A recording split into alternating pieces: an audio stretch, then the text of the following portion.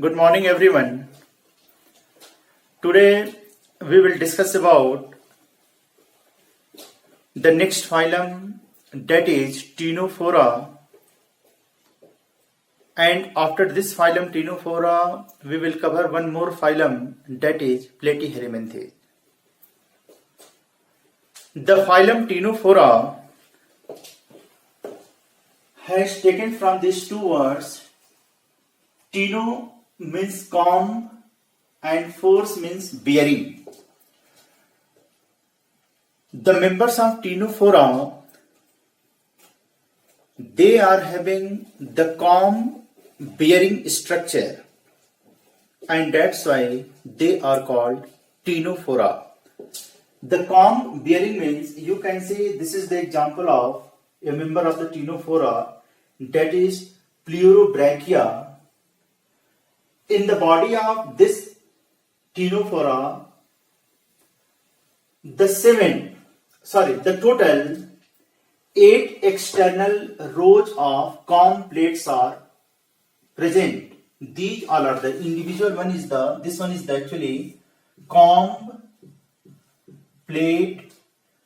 So how many comb plates are there? 8. 1, 2, 3, 4, 5, 6, 7, 8. Total, it's very important you have to learn. In all the members of Ctenophora, the total 8 rows of the comb plates, they are externally present. They are present on their body. And each comb plate containing so many cilia, and these cilia, they are present on each comb plate. They are infinite in number, too much in number, and they are found in each plate in the comb-like structure, in the toothed structure. So each comb plate has so many cilia, and all these cilia, they look comb in shape. So many cilia, the projections, they are stacked together on this plate, and that's why the members, they are said to be what? The comb Ctenophora, or you can say the comb bearing animals. The members, they are also known as comb jellies or sea walnuts. The members of Ctenophora, they are found into the marine habitat. The second, they are free swimming because of the cilia. As I told you, on the body externally 8 comb plates are there, and each plate containing so many cilia, they are stacked together to each other, and the comb plates, or you can say the cilia, these structures, they are helpful in the process of locomotion. It's very important that what is the role of the comb plate in the case of sea walnuts or the comb jellies, or you can say the members of the Ctenophora. The comb plates, they are helpful in the process of locomotion. They move from one place to the another place with the help of the comb plates, because as you know, the comb plates, they bear the cilia, and the cilia, they are helpful in the process of movement. In all the animal kingdom, the number of cilia are too much in this phylum only. In other phylums also the cilia, they are present, but their numbers are limited. But here the numbers of cilia, they are too much, and overall they are helpful in the process of locomotion. The body is diploblastic. As I told you, the diploblastic means the body germs layer there are two germs layer in the embryonic condition, and these are ectoderm and endoderm, and because of these two germs layer, the body is said to be what? Diploblastic. The symmetry, if the body you are going to cut by considering in the middle axis, it shows radial symmetry. So I have written here the body symmetry is what? Radial. This I have already explained. The body bears 8 external rows of the ciliated comb plates, and these ciliated comb plates, they are helpful in the process of locomotion. Now about the digestion. The digestion is extracellular as well as intracellular both. As you know, in the case of extracellular digestion, the enzymes, they are secreted outside to the cell and they digest the food materials. In intracellular digestion, the food materials are digested inside the cell. So, as far as digestion is concerned, digestion is of two types, extracellular as well as intracellular. The next one is the bioluminescence. The bioluminescence, as you know, it is the tendency of the organism to emit light, and the members of Ctenophora, they have tendency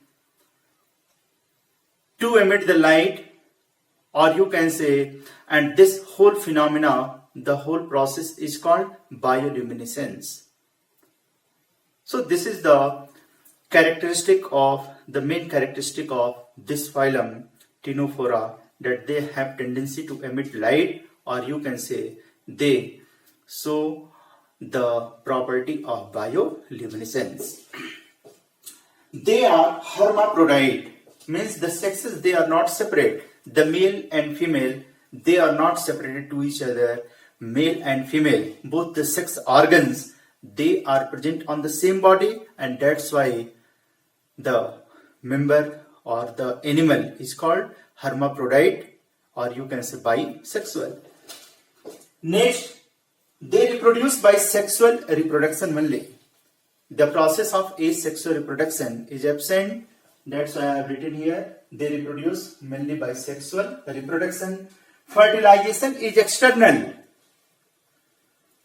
The male and female gametes, both they are discharged outside to the body, inside the water, and fertilization takes place not inside the water, not inside the female body, and that's why the fertilization is external. And the development is indirect, means the larval stage comes in their life cycle. The zygote do not directly develops into the young ones, and intermediate stage comes, that is the larval stage, and larva is entirely different from the adult one.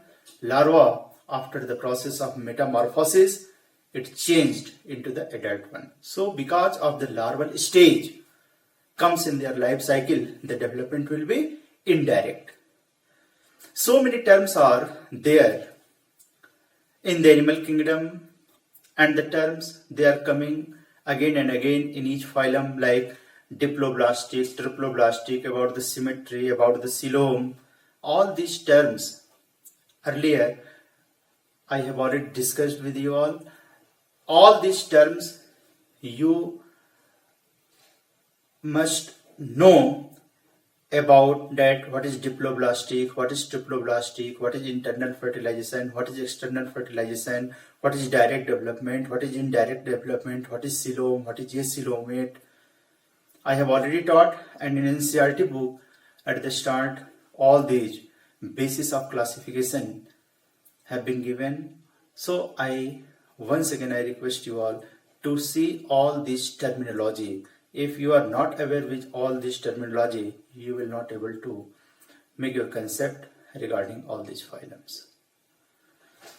So that's all about the characteristics of the Ctenophora, and all these characteristics, as you told me that you are making the notes, it's very good. So please, you will note down all these important points. But what are the, you can say, the special characters of the members of the Ctenophora?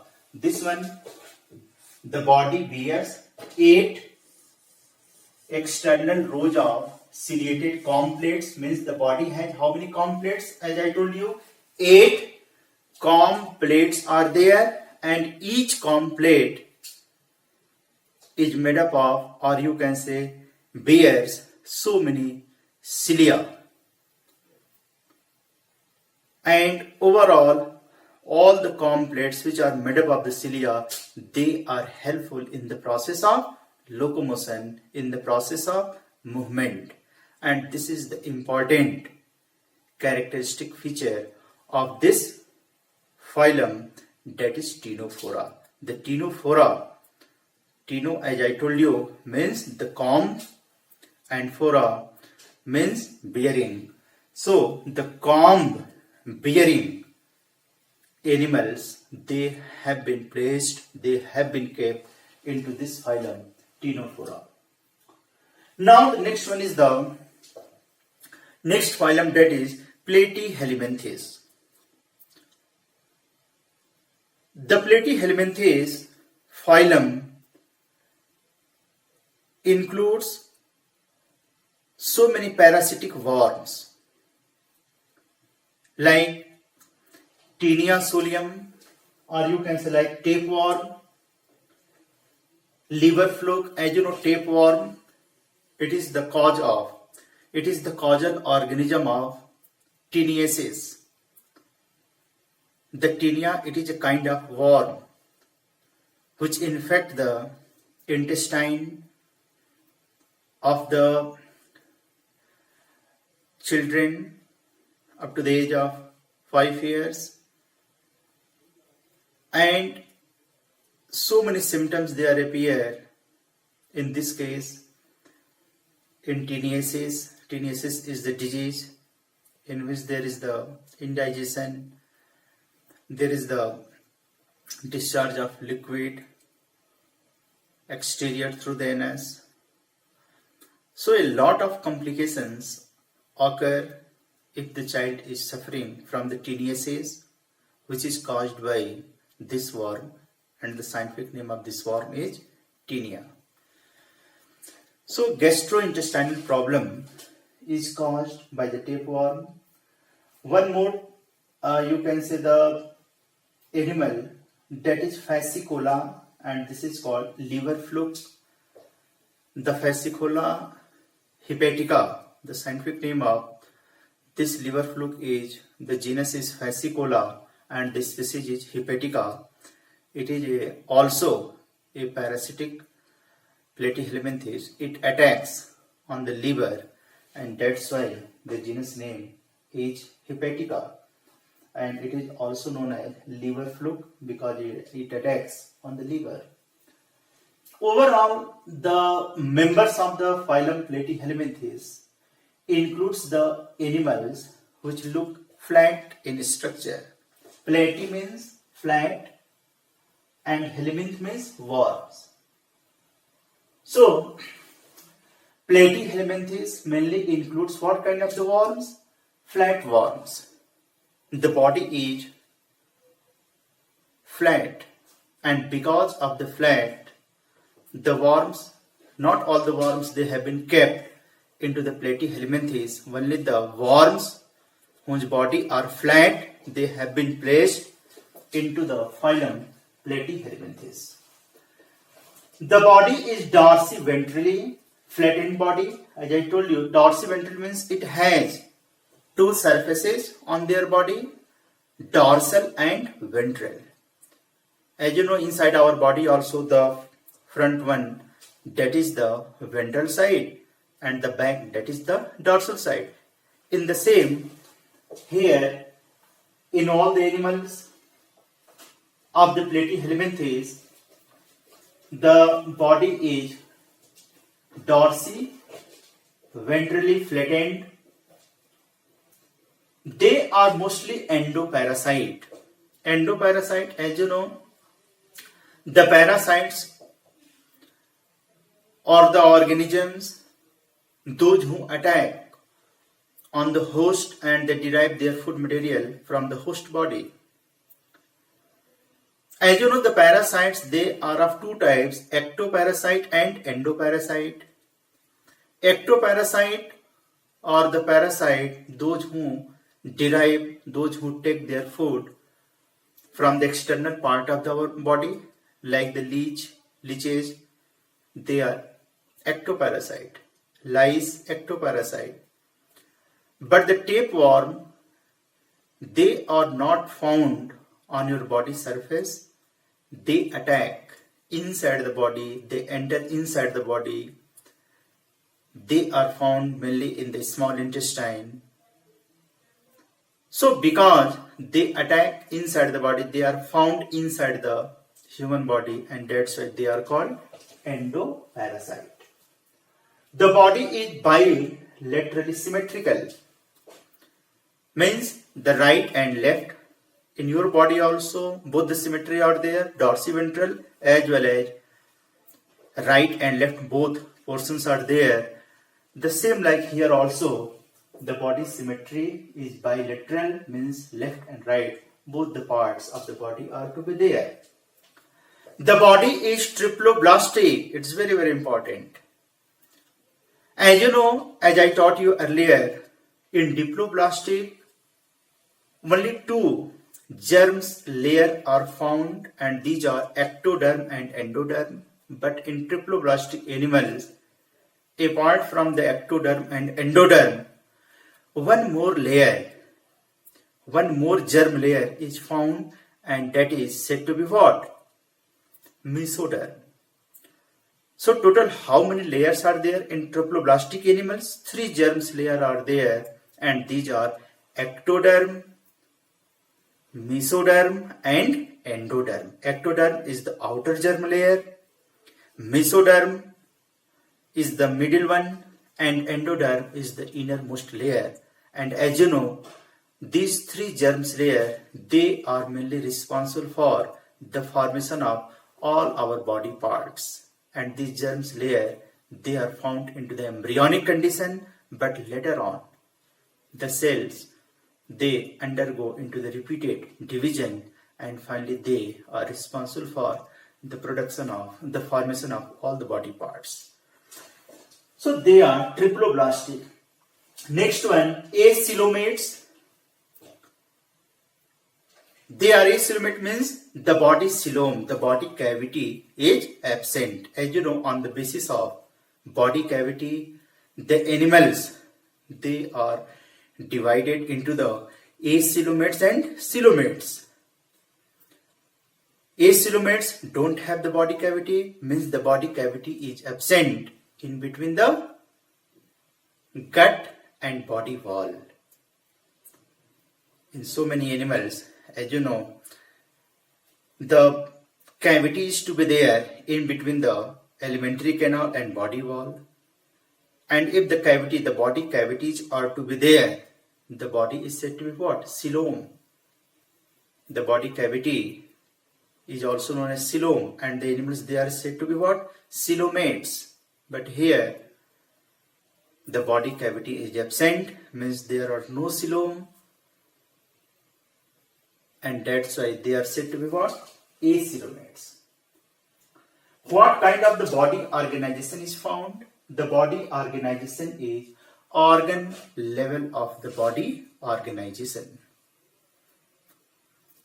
As you know, in the case of porifera, cellular level of organization is to be there. In Coelenterata, as I told you, tissue level of body organization is to be there. But in Platyhelminthes, again the tissues, they are consist together to form organ, and organs, they are responsible for the proper function, for the specific function. But here also the systems like digestive system, respiratory system, circulatory system, the systems, they are absent, but organ level of organization is to be there. In all the endoparasites, in all the parasitic worms which are included into this phylum Platyhelminthes, they have hooks and suckers also. they have the hooks and sucker. As you know, the hooks and suckers, both they are responsible for the proper attachment to the host body. Hooks helps to adhere to the host body, and suckers, they help to absorb the blood from the host body with the help of the hook. The parasite, for example here the tapeworm, they can stick to the body surface, to the body, and then with the help of the sucker helps to suck the blood from the host. And in all the parasitic form, the hooks and suckers, both they are present, and the body is adapted in such a way because of the presence of hooks and suckers that they can take the proper nutrients from the host. They can live inside the host body as a parasite. In the members of the platyhelminthes, flame cells are present, and these flame cells, they are helpful in the process of osmoregulation and excretion. As you know, what they mean by osmoregulation, I have taught you in class 10th also. Osmoregulation is the process of the maintenance of the level of water inside our body. Osmo means water. Osmoregulation means the maintenance of the level of water. And excretion, as you know, excretion is the process of the elimination, or you can say the removal of the nitrogenous waste outside to the body. Inside the human body, our kidney act as the osmoregulatory organ as well as excretory organ both.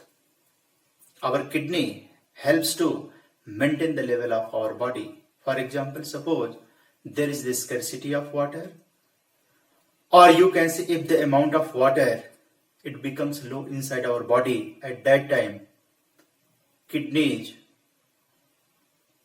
discharge less urine, or you can say the kidneys they discharge very concentrated urine because water has to retain by our body. If our body has plenty of the water or excess water, and in that case kidney discharges more water outside to the body in the form of urine. So here kidneys also maintain the level of the water inside our body. So it helps in the osmoregulation. In addition to the excretion, the main function is the excretion, means whatsoever the waste materials they are going to be generated by our body cells and tissues during the process of metabolism, during the process of chemical reactions. All these waste materials they are going to be discharged outside to the body in the form of urine through the kidneys. So here kidneys are not there, such type of organ is not there. Some specialized cells are there, and these are called flame cells, and the flame cells they are helpful in the process of osmoregulation and excretion. It is very, very important. Suppose you are going to appear for the NEET examination, even in class 11th also, there may be their MCQs that write the excretory organ of the platyhelminthes. It is flame cells or nephridia or Malpighian tubules. So many options will be there, and this is the time you can learn about the function of the flame cells. The next, the sexes are not separate, means here also just like the members of the Ctenophora, the sexes they are not separate. The male and females both they are not separated to each other. They do not show sexual dimorphism. The same body containing both of the sex organs, male and female, and that's why the platyhelminthes, they are bisexual, or you can say they are hermaphrodite. Hermaphrodite means the same body containing both of the sex organs, male and female, or you can say the same body produces both the gametes, male and female gametes, which help in the process of reproduction, or you can say fertilization. The fertilization is internal, means the fertilization takes place inside the body, not outside to the body. As I taught you, in the members of the Ctenophora,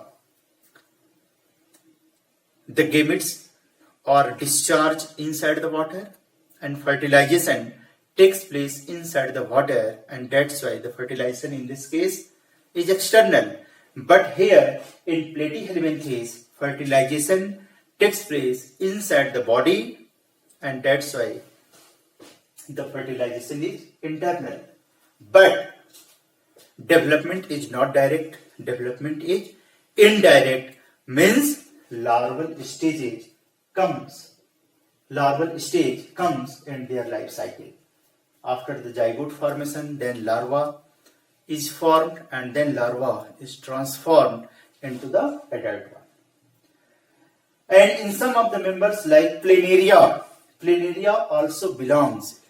Planaria already you have studied in class 10th the regeneration in planaria, and planaria is a member of platyhelminthes, and planaria possess high regeneration capacity.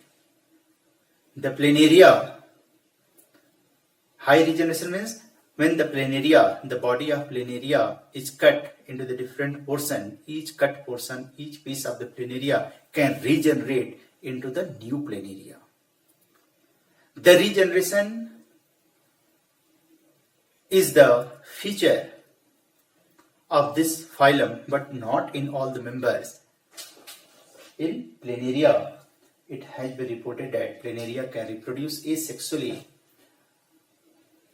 and can reproduce by regeneration, as it has the power, it has the capacity to regenerate, to produce the new planaria by the process of regeneration.